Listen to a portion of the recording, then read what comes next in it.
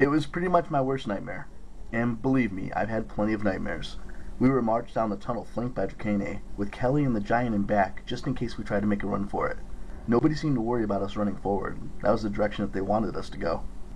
Up ahead, I could see bronze doors. They were about 10 feet tall, emblazoned with a pair of crossed swords. From behind them came a muffled roar, like from a crowd. "Ah, yes," said the snake woman on my left. "You'll be very popular with our host." I'd never gotten a look at a Dracane up close before, and I wasn't real thrilled to have the opportunity. She would have had a beautiful face, except for her tongue was forked, and her eyes were yellow with black slits for pupils. She wore bronze armor that stopped at her waist. Below that, where her legs should have been, were two massive snake trunks mottled bronze and green.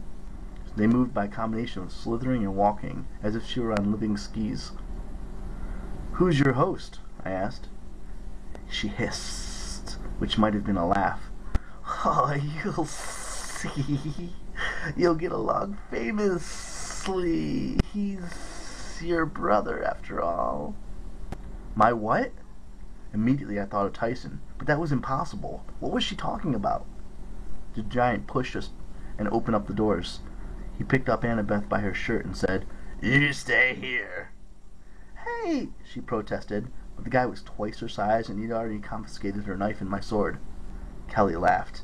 She still had her claws at Rachel's neck. "Go on, Percy. Entertain us. We'll wait here with your friends to make sure you behave." I looked at Rachel. "I'm sorry. I'll get you out of this." She nodded as much as she could with the demon at her throat. "That would be nice." The Dracane prodded me forward through the doorway at javelin point, and I walked out into the floor of an arena. I guess it wasn't the largest arena that I'd been in, but it seemed pretty spacious considering the whole place was underground.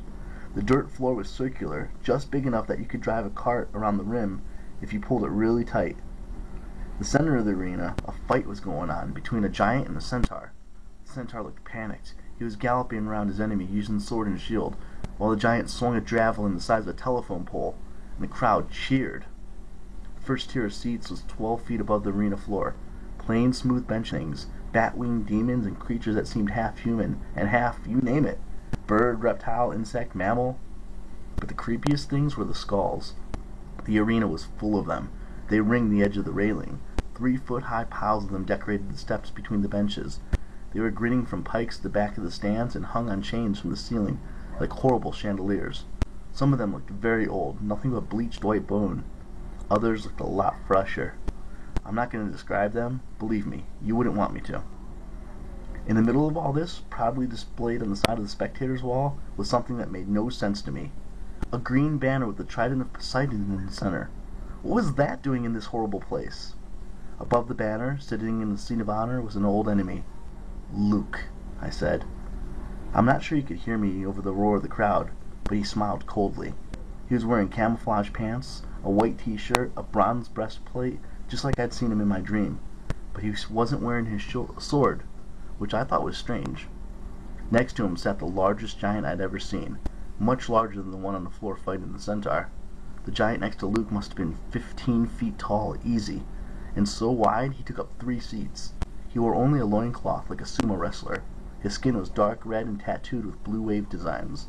I figured he must be Luke's new bodyguard or something. There was a cry from the arena floor, and I jumped back as the centaur crashed to the dirt beside me. He met my eyes pleadingly. "Help!" I reached for my sword, but it had been taken from me and hadn't reappeared in my pocket yet. The centaur struggled to get up as the giant approached, his javelin ready. A taloned hand gripped my shoulder. "If you value your friends' lives," the Dracane guard said, "you won't interfere. This isn't your fight. Wait your turn." The centaur couldn't get up. One of his legs was broken. The giant put his huge foot on the horseman's chest and raised the javelin. He looked up at Luke. The crowd cheered, "Death! Death!" Luke didn't do anything, but the tattooed sumo dude sitting next to him rose. He smiled down at the centaur, who was whispering, "Please, no." Then the sumo dude held out his hand and gave the thumbs down sign. I closed my eyes as the gladiator giant thrust his javelin. When I looked again, the centaur was gone, disintegrated into ashes. All that was left was a single hoof. which the giant took up as a trophy and showed it to the crowd. They roared their approval.